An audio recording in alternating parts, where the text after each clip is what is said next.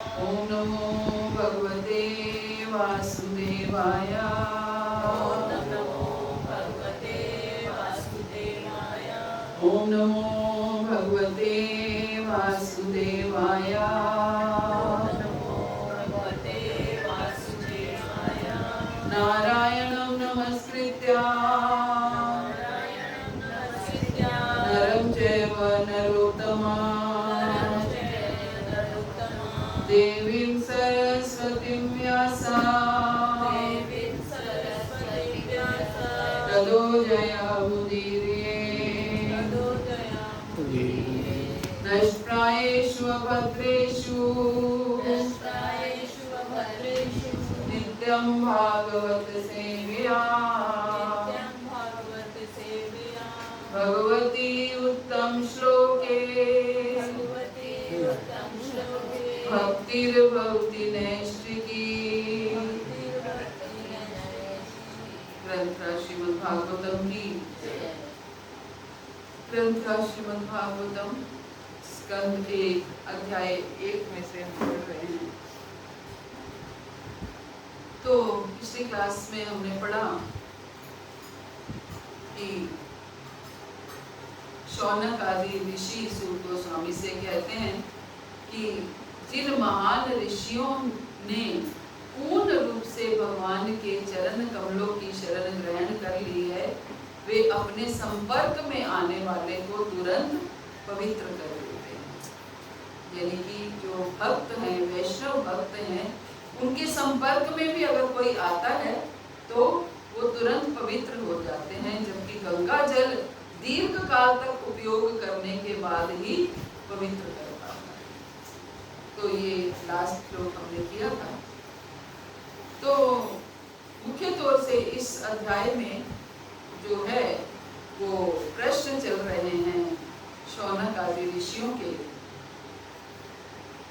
इसमें शौनक ऋषि जो हैं सूत गोस्वामी पाद से पूछ रहे हैं कि पहला प्रश्न उन्होंने पूछा कि जन साधारण के कल्याण के लिए आपने क्या निश्चय किया है।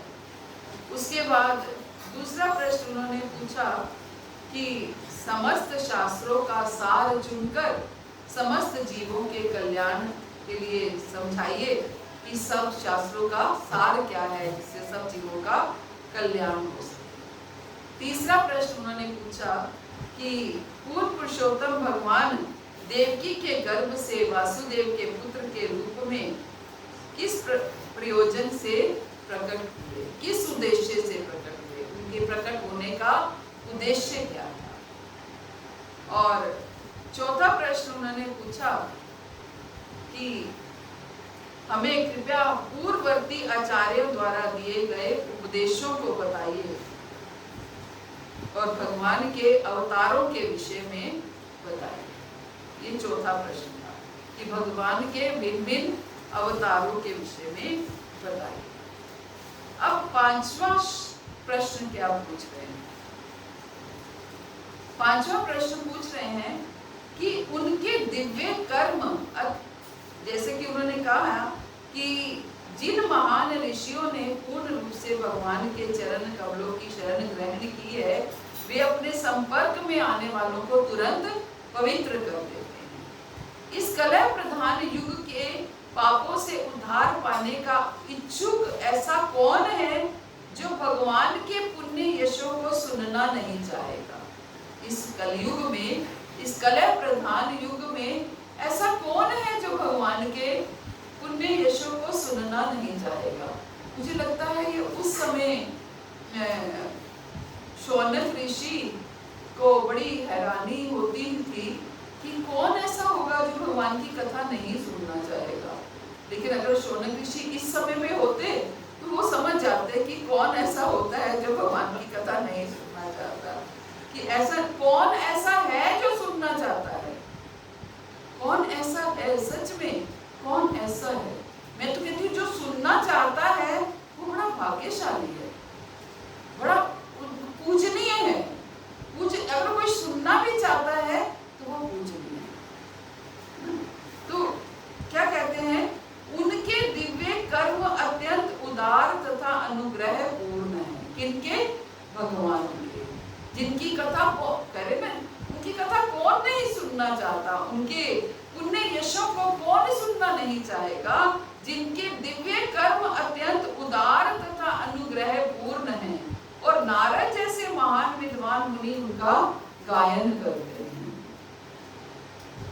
उनके दिव्य कर्म, भगवान के दिव्य कर्म बड़े उदार तथा अनुग्रह पूर्ण हैं और नारद जैसे महान विद्वान मुनि उनका गायन करते हैं। अतः कृपया हमें उनके अपने विविध अवतारों में संपन्न साहसिक लीलाओं के विषय में बताइए। क्या बताइए? विविध अवतारों में उन्होंने कौन कौन सी साहसिक लीलाएं की, यानी कि भगवान की, पहले उन्होंने क्या पूछा, किस उनका जन्म जब भी हुआ किस प्रयोजन से हुआ। अब क्या पूछ रहे हैं? कर्म के बारे में। जिस जिस अवतार में आए हो तो उन्होंने जो जो लीलाएं की वो उन साहसिक लीलाओं के विषय में बताइए, क्योंकि हम सुनने के लिए उत्सुक हैं। हम सुनने के लिए उत्सुक हैं। ये जो प्रश्न हम ले रहे हैं, जो शौनक ऋषि ने पूछे हैं, इन्हीं प्रश्नों पर ही पूरा भागवत आधारित है ना। इन्हीं प्रश्नों के उत्तर में ही पूरी भागवत आधारित है। तो इस प्रश्न में क्या पूछ रहे हैं कि हमें उन्होंने जो जो भी साहसिक लीलाएं की हैं, उन साहसिक लीलाओं को सुनने के लिए हम उत्सुक हैं। देखिए, भगवान में 64 गुण हैं। कितने गुण हैं? 64, जिनमें से 50 गुण हम सब में हैं। 64 गुण में से 50 गुण हम सब में हैं और शिव और ब्रह्मा जैसे देवों में 55 गुण हैं। 55 गुण शिव और ब्रह्मा जैसे देवों में हैं। भगवान विष्णु में 60 गुण हैं। भगवान विष्णु में 60 गुण हैं। बाकी कितने बचे? 4 गुण अभी भी बचे। जो 4 गुण हैं वो केवल कृष्ण में है, इसीलिए वो भगवान है। 4 गुण, हालांकि विष्णु और कृष्ण में कोई अंतर नहीं है, उन्हीं के ही विस्तार हैं, लेकिन फिर भी 4 गुण भगवान केवल कृष्ण के अंदर है। 50 गुण हम सबके अंदर हैं, 55 गुण शिव और ब्रह्मा जैसे देवों में हैं और 60 गुण विष्णु में हैं और 4 गुण जो बचते हैं वो केवल कृष्ण में हैं। वो 4 गुण कौन से हैं? सबसे पहला रूप माधुर्य। रूप माधुर्य यानी कि कृष्ण जितने सुंदर हैं उतना सुंदर आज तक किसी का बखान नहीं हुआ। जितना सौंदर्य का बखान कृष्ण का हुआ है शास्त्रों में, उतना सौंदर्य का बखान किसी का नहीं हुआ। किसी भी देवी देवता, किसी का भी इतना सौंदर्य का बखान नहीं हुआ जितना कृष्ण का हुआ है। उनके रूप को देखकर ही गोपियां सखियां सब मोहित हो जाते थे। उनके रूप लावण्य की को देख कर ही सब इतने मोहित आ जाते थे कि स्वयं कृष्ण के मन में आया कि मेरे अंदर क्या है जो ये सारी गोपियां मेरी दीवानी में फिरती हैं। ऐसा मेरे अंदर क्या है?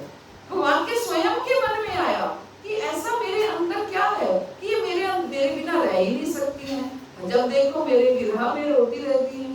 ऐसा क्या है मेरे अंदर? तो भगवान के मन में इच्छा जागृत हुई कि मैं स्वयं देखना चाहता हूँ कि मेरे अंदर क्या है। क्योंकि अब कोई मेरे अगर गुणों को देखे तो मुझे गुणों का नहीं पता, लेकिन दूसरा व्यक्ति कोई देखेगा उसको गुण दिख रहे हैं। अगर मैं अपने गुण देखना चाहूंगी तो मुझे दूसरे व्यक्ति की तरह बनना पड़ेगा, तभी मैं अपने गुण देख पाऊंगी। तो भगवान के भी मन में यही आया कि मैं इतना सुंदर हूँ या मैं इतना रूपवान हूँ या मेरे अंदर ऐसा क्या है जो ये लोग देख रहे हैं और मैं देख नहीं माया में रहते हैं, मैं नहीं देख पा रहा हूँ, तो मुझे भी देखना है। इसलिए भगवान स्वयं रूप चैतन्य महाप्रभु के रूप में आए और भक्त के रूप में आए। उस दिन आप कोई पूछ रहा था ना कि चैतन्य महाप्रभु क्यों आते हैं? सबसे मतलब मुख्य कारण जो है वो यही है कि भगवान अपने आप को के साथ अपने रूप को, अपनी लीलाओं को उनको देखना चाहते हैं, उनके साथ मतलब उनके विरह में उनके लिए तड़पना चाहते हैं कि ये कैसे तड़पते हैं, इनको कैसे प्रेम होता है मेरे साथ। तो उसको देखने के लिए भगवान स्वयं भक्त के रूप में आए और भक्ति करके उनके रूप को देखना। भगवान कितने सुंदर कहते हैं, हम गौड़िया मठ की हैं। हम सब गौड़िया मठ क्या है, हमारे संप्रदाय जो हैं ये अलग अलग संप्रदाय हैं और उन ये ब्रह्म संप्रदाय के अंदर ब्रह्म महत्वा गौड़ीय संप्रदाय उसका एक पार्ट है और हम गौड़िया मठ का एक। तो ये भगवान के रूप की बात है। कहते हैं कि जब भगवान इतने सुंदर हैं कि जैसे 16,000 राजकुमारियों को नरकासुर ने अपने पास कैद कर रखा था, जिनको भगवान ने बाद में छुड़वाया था नरकासुर से उन राजकुमारियों को। तो अपने पास जब उन्होंने वो उनको छुड़वाया भगवान ने, तो उन्होंने भगवान से क्षमा याचना की कि प्रभु हमें क्षमा कर दीजिए। उन्होंने भगवान बोले कि क्षमा क्यों मांग रही है, कि कैद तो उसने कर रखा था, हमने तो इनको छुड़ाया है, तो ये क्षमा क्यों मांग रही हैं? तो वो बोली कि हम क्षमा इसलिए मांग रहे हैं क्योंकि जब हम कैद में थे तो हम आपस में आपके रूप की बात किया करते थे कि भगवान इतने कृष्ण इतने सुंदर हैं कि कमल के फूल की तरह, कमल के फूल की तरह। तो अब जब हमने देखा, या हम चांद से आपकी तुलना करते थे या कमल के फूल से आपकी तुलना करते थे, अब जब हमने आपको देखा तो हमें पता चला कि कमल का फूल और चांद तो कुछ भी नहीं है, हम इतने सुंदर हैं। तो भगवान का रूप जो है, भगवान जितने सुंदर, आप देखिए जो श्रृंगार होता है, जितना श्रृंगार आप कभी बाजार में जाएंगे तो जितना श्रृंगार कृष्ण का बिकता है उतना श्रृंगार किसी का नहीं बिकता, क्योंकि श्रृंगार प्रिय थे, रूपवान थे। ये भगवान का एक गुण था, रूपवान। दूसरा वेणु माधुरी, वेणु माधुरी। भगवान जितनी सुंदर बांसुरी बजाई, आज अगर बांसुरी की पिक्चर भी आप कहीं देख लेते हो, किसकी याद आती है? कृष्ण की याद आती है। क्योंकि बांसुरी की पिक्चर, हमने अपनी डॉटर की मैरिज का जब कार्ड प्रिंट कराया था तो हमें ये था कि भगवान की पिक्चर नहीं होनी चाहिए बीच में, क्योंकि लोग इधर उधर डाल देते हैं और इसलिए भगवान की पिक्चर नहीं होनी चाहिए बीच में। लेकिन ये भी मन था कि भगवान से कुछ होना चाहिए, तो हमने वो बांसुरी और मोर पंख केवल इसमें प्रिंट कराया ताकि कृष्ण की देख करके याद भी आए और कृष्ण की पिक्चर भी ना हो। तो बांसुरी को देख करके कृष्ण की याद आती है। तो ये जितनी सुंदर उन्होंने बांसुरी बजाई, कि इतनी सुंदर बांसुरी कि जब बांसुरी बजाते थे तो गोपियां दौड़ी चल जाती। और केवल जब महाराज की बांसुरी बजी, केवल गोपियों को सुनाई थी। उनकी बांसुरी में इतना बल था कि वो जिसको सुनाना चाहते थे केवल उसी को ही सुनाई देते।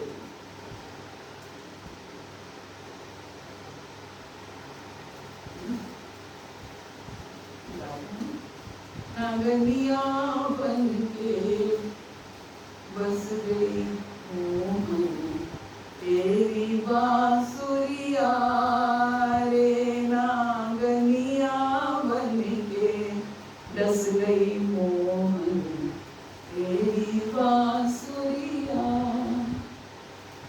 ना बांसुरी के पीछे दीवानी थी जो गोपियां थी, सारा ब्रज दीवाना, सारा ब्रज। ये भगवान की वेणुमाधुरी है। अगर भगवान किसी भक्त के कारण दुख में है, कष्ट में है, दुखी है, तो भी ऐसी विरह भरी बांसुरी बजाते है ना। तो हर तरह की उनको वो वेणु वादन करते। और तीसरा गुण क्या है? तीसरा गुण प्रेम माधुरी। प्रेम माधुरी भगवान कृष्ण ने जितनी प्रेम की इच्छा की, किसी ने इच्छा नहीं, किसी भी देवी देवता ने नहीं कहा कि आप मुझे प्रेम करो। कृष्ण ने केवल कहा बस प्रेम करो, प्रेम करो। प्रेम की इच्छा की। उन्होंने कुछ नहीं कहा कि मुझे कुछ भी प्रदान करो। कृष्ण प्रेम चाहते हैं और प्रेम ही प्रदान करते हैं। और मानव का लक्ष्य ही प्रेम बना देते हैं। हमारा लक्ष्य क्या है? हमारा लक्ष्य क्या है? कृष्ण प्रेम प्राप्त करना, क्योंकि वो प्रेम चाहते हैं और प्रेम ही प्रदान करते हैं। आप सारे देवी देवताओं की पूजा का आपको लगता होगा, भगवान शिव की पूजा करो तो अच्छा वर प्राप्त होता है, सरस्वती जी की पूजा करो तो विद्या प्राप्त होती है, लक्ष्मी जी की पूजा करो तो धन लक्ष्मी प्राप्त होती है, कृष्ण की पूजा करो तो प्रेम प्राप्त होता है। कृष्ण की पूजा का कुछ सुना है आपने कभी? कृष्ण की पूजा करो तो ये प्राप्त होता है, क्योंकि उन्होंने कभी भौतिक लोभ दिया ही नहीं। उनके पास भौतिक डिपार्टमेंट कोई है ही नहीं। उन्होंने अपने हिस्से में कोई भौतिक डिपार्टमेंट रखा ही नहीं। सारे भौतिक डिपार्टमेंट अपने मिनिस्टर्स को, अपने देवी देवताओं को बांधते हैं। गणेश जी रिद्धि सिद्धि देते हैं, है ना। सबके आप सुनते हो ना, आप सब, हमारा सनातन धर्म में इन सब शास्त्रों में वर्णन है। लेकिन कृष्ण के पास कोई भौतिक डिपार्टमेंट नहीं है। कृष्ण के पास केवल प्रेम है। कृष्ण की पूजा करो, आपको कृष्ण का प्रेम प्राप्त होगा। कृष्ण की सेवा करो, कृष्ण का प्रेम प्राप्त होगा। भगवद गीता में एक बार नहीं 2 बार ये श्लोक बोलते हैं। कौन सा? मन बना भव मत भक्तो मद्याजी मान नमस्कुरु मामे वेशति सत्यं ते प्रतिजानी प्रियसी। मन बना भव मत भक्तो, मेरी ही पूजा करो, मुझे नमस्कार करो, मेरी ही चिंतन करो और मेरा ही स्मरण करो। बहुत से लोग जो नास्तिक हैं या निर्विशेषवादी हैं, वो तो ये कहते हैं कृष्ण तो, उस दिन मेरे से किसी ने प्रश्न भी पूछा, कृष्ण तो मेरे मैं करते रहते हैं हर समय कि मेरी कहाँ। यस, मैं वहाँ हम अभी जन्माष्टमी का प्रोग्राम करने के लिए गए नेलसराय में। वहाँ एक माता जी थी, वो शिव भक्त थी, बहुत अच्छी बात है।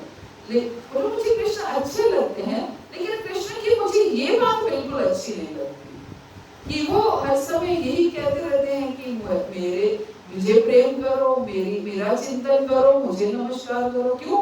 बाकी देवी देवताओं का ना करें? स्पष्ट रूप से प्रश्न पूछा उन्होंने सबके सामने, मुझे बहुत अच्छा लगा। जो मन में भावना हो उसको विषय क्लियर करना चाहिए। कृष्ण हमें, इसलिए मुझे कृष्ण अच्छे नहीं लगते। तो मैंने, वो टीचर थी, तो मैंने बोला आप टीचर हो ना? बोली हाँ मैं टीचर हूँ। तो अगर आपसे कोई पूछेगा आप कौन हो, तो आप क्या बोलोगे? मैं टीचर हूँ, है ना। जो होगा वो बोलेगा ना, मैं टीचर हूँ, मैं डॉक्टर हूँ, मैं इंजीनियर हूँ, मैं ये हूँ, मैं प्रधानमंत्री हूँ, मैं राष्ट्रपति हूँ। वो परम नियंता है, परम कंट्रोलर है भगवान, वो सुप्रीम पावर है। तो वो क्यों नहीं बोलेंगे मैं सुप्रीम पावर हूँ? जब आप एक छोटे से टीचर हो, आप एक छोटे से डॉक्टर हो, इतने बड़े ब्रह्मांड में, इतने बड़े यूनिवर्स में एक छोटे भारत का कितना स्थान है? आपने भारत का नक्शा देखा है? कितना है? इतना सा, है ना। उस इतने से भारत में, आप इतने से दिल्ली शहर में, इतने से मालवीय नगर में अगर आप एक छोटे से डॉक्टर हो तो भी हम बोलते हैं मैं डॉक्टर हूं। तो वो तो कोटि कोटि ब्रह्मांडों के स्वामी हैं, वो सुप्रीम पावर है। ईश्वर परमा कृष्णा सच्चिदानंद विग्रह अनादिरादि गोविंद सर्व कारण कारणम, स्वयं ब्रह्मा जी कहते हैं। तो वो जब कोटि कोटि ब्रह्मांडों के स्वामी हैं तो वो क्यों नहीं कहेंगे कि मैं परम नियंता हूं? लोग तो भगवत गीता में यही कहते रहते हैं, मैं ही सब कुछ हूं। तो वो है तो क्यों नहीं कहेंगे? जब हम छोटे से डॉक्टर इंजीनियर मैं ये हूं, तो मेरा बच्चा भी अगर कोई तरक्की कर जाता है तो मैं कहती हूँ मैं उसका पिता हूँ, मैं उसकी माता हूँ। ये जो आईएएस ऑफिसर खड़ा है ना, जिसकी ये मेरा बेटा है, मैं उसका पिता हूँ। तो जब हम अपने छोटे से भौतिक ओहदे के लिए कहते हैं मैं हूं, तो फिर वो क्यों नहीं कहते? वो कहते हैं तो हमें लगता है कि वो क्यों कहते हैं, इसीलिए वो कहते हैं मैं परम नियंता हूं, मैं ही सुप्रीम पावर हूं। तो फिर मेरी पूजा करो, मुझे नमस्कार करो, तो आप मुझ तक पहुंच पाओगे। मैं तुम्हें कोई भौतिक प्रलोभन नहीं दे रहा हूं कि आप मेरी पूजा करोगे तो बड़े आदमी बन जाओगे, या आपका विवाह हो जाएगा, आपकी नौकरी अच्छी लग जाएगी, आपको सैलरी बढ़ जाएगी। नहीं, मैं आपको अपना प्रेम दे सकता हूँ, बस मेरे पास और इसके अलावा कुछ नहीं है। जबकि सब कुछ उनके पास है, लेकिन उन्होंने मिनिस्ट्री बांट रखी है। आप देखिए कि एक क्षेत्र में अगर सरकार दोनों अलग अलग होती है, एमसीडी की क्या बोलते हो आप लोग, काउंसलर अलग पार्टी का होता है और एमएलए अलग पार्टी का होता है, तो तालमेल में दिक्कत आती है। क्यों दिक्कत आती है? क्योंकि जो रिसोर्सेज का डिस्ट्रीब्यूशन है वो अलग अलग होता है। कोई भी खर्च नहीं करना चाहता, या कोई करना चाहता है तो दूसरे को नीचे दिखाने के लिए। तो रिसोर्सेज जब दूसरे, इसका मतलब क्या है, प्रधानमंत्री का इसमें कोई इंटरफेरेंस नहीं होता। प्रधानमंत्री ने रिसोर्सेज एमएलए को या काउंसलर को दे दिए हैं और प्रधानमंत्री कुछ नहीं कर सकता। ऐसे ही भगवान ने अपने रिसोर्सेज जिसका जिसका जो काम है उसको दे दिए। भगवान का काम क्या है? प्रेम करना। लेकिन अगर भगवान का प्रेम प्राप्त कर लिया तो बाकी रिसोर्सेज चाहिए फिर भी नहीं चाहिए, है ना, फिर भी नहीं चाहिए। केवल इतना कहना ही काफी है। कहीं भी आप जाएंगे कि मैं मोदी जी का बेटा हूं, तो क्या किया जाएगा? क्या ट्रीटमेंट मिलेगा आपको? उसके सारे काम। मैं मोदी जी का बेटा हूँ, मैं भाई हूँ, मैं ये हूँ। केवल कृष्ण से संबंध स्थापित करना है और उनका प्रेम प्राप्त करना। तो ये कौन सा गुण है? प्रेम माधुरी। और चौथा गुण है लीला माधुरी, है ना, लीला माधुरी। कृष्ण की जितनी लीलाएं प्रसिद्ध हैं, जो वो लीलाएं करते हैं, वो वैसी लीलाएं आज तक ना किसी ने की है। हालांकि बाल रूप राम का भी था, है ना, भगवान राम भी तो बालक रूप में आए, लेकिन भगवान राम की बाल लीलाएं शायद ही किसी को पता होंगी। लेकिन कृष्ण अपनी बाल लीलाओं के लिए प्रसिद्ध है। कृष्ण का टीनेज भगवान राम की भी आई, लेकिन टीनेज जो कृष्ण की आई, कृष्ण अपने तरुण अवस्था के लिए कैसे गोपियों के साथ छेड़खानी करना, कैसे ये करना, उसके लिए प्रसिद्ध। जहां जहां जिस में रहे, जिस अवस्था में रहे, उस अवस्था की उनकी लीलाएं। द्वारका में गए तो रानियों के साथ उनकी लीलाएं, तो हर तरह की उनकी लीलाएं ऐसी रही कि हृदय के मन को मोहित करने वाली। रसखान मुस्लिम रहे, मुस्लिम है ना, लेकिन एक जूते बनाते हैं, जो क्या मोची है, लेकिन है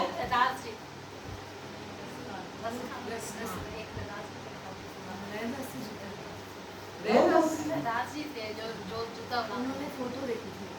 नहीं, जूता उसमें भी नहीं, रसखान ने भी रसखान बनाया ही था। जूता बनाते थे। रसखान ने भी फोटो जूता- देखी, यस, फोटो देखी थी। रसखान ने भी जूता बनाया, यस, लेकिन वो जूता जो है ना वो बनी उनका रहा था।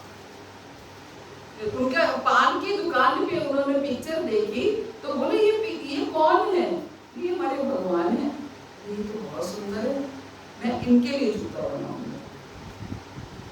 जो भी है, खैर हो सकता है मैं लीला में थोड़ा सा वो हो रही हूँ स्टोरी में। तो कहने का मेरा अर्थ ये है कि केवल रूप देख करके ही उनके लिए उनके ऊपर निछावर हो, केवल बाल रूप देख करके, क्योंकि बाल रूप उनका अट्रैक्टिव है। लीला, क्योंकि लीला कर रहे हैं, माखन चुरा रहे हैं, माखन यशोदा मैया छड़ी लेकर के भाग रही है, लाला को बांध रही है, ये सारे रूप सबको किस लिए किए? भगवान कहते हैं ये यथा मां प्रद्यन्ते दासते भजाम्यहम् मम कर्मानुवर्तन्ते नित्यापार्थ, कि जो जिस भाव से मेरे पास आता है मैं उस भाव से उसे ग्रहण करता हूँ। अगर कोई मेरे से कुछ पाना चाहता है तो मैं दे करके रफा दफा कर देता हूँ कि ले, क्या चाहिए ले जा। अब कम से कम मेरे साथ मेरे प्रेम का भूखा तो नहीं है ना। भगवान प्रेम बड़े लिमिटेड लोगों को देते हैं, है ना। जो प्रेम का भूखा है उसे प्रेम देते हैं। हमें भूख किसकी रखनी है, हमें प्यास किसकी रखनी है, ये हमारे ऊपर है ना। अगर हम प्रेम के भूखे हैं तो भगवान ने प्रेम प्रदान किया।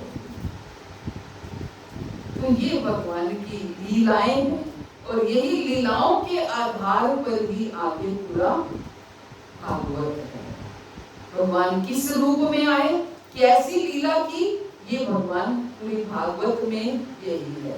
और उनके आगे पीछे को सारी कथाओं को उस कथा तक ले जाने के लिए उनके आगे पीछे की कथाएं हैं।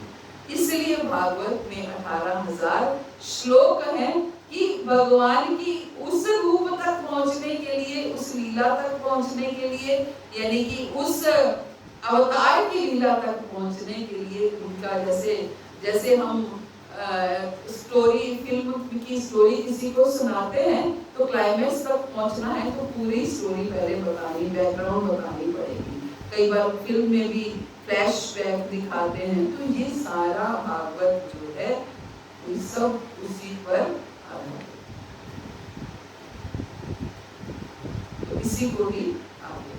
अब एक प्रश्न रह गया है वो हम अगली क्लास में। हरे कृष्ण। शुक्रवार की जय, महाराज की जय। अवसर तो किसी का कोई प्रश्न है? उज्जैन में जो है 64 जो दीवार पे बनाई हुई है, यस, बहुत सुंदर है, बहुत सुंदर है। वो चार जो है वो कितना वो मतलब वो भी उसका बताया गया जो कृष्ण में है, वो जो लास्ट में जो है ना, जैसे प्रेम का और ये जो है वीणा का, वो उसमें दिखाया नहीं गया है। वो तो 64 कलाएं हैं, कलाएं हैं। हाँ, वो गुण नहीं है, वो 64 कलाएं हैं जो उन्होंने संदीपनी मुनि के आश्रम में सीखी थी।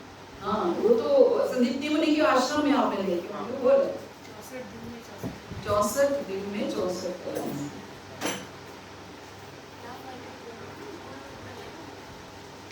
कलाएं मीन्स आर्ट, मतलब जैसे सुई में धागा डालना, हाँ, ये भी एक संगीत सीखना, ये बनाना, कुकिंग करना, ये सारे पूरी लिस्ट है उसकी, भी वहां जाओगे तो देखिए। हरे कृष्ण। पंचाकल्पतरुभ्यश्च कृपासिन्धुभ्यश्च पतितानां पावनेभ्यो वैष्णवेभ्यो नमः। अनंत कोटि